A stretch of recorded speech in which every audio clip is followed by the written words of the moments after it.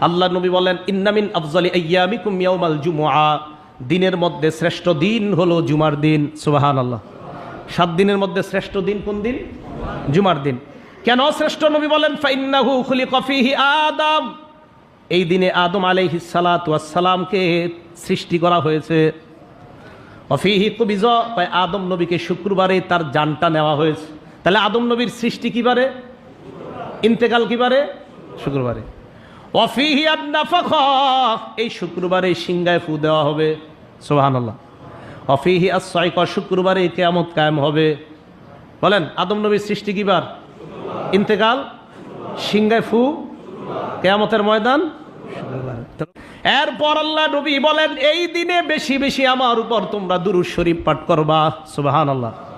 ফাইন্না সালাতাকুম মারুদা, তোমাদের দুরূদ আমার কাছে পাঠিয়ে দেওয়া হয়, পেশ করা হয়।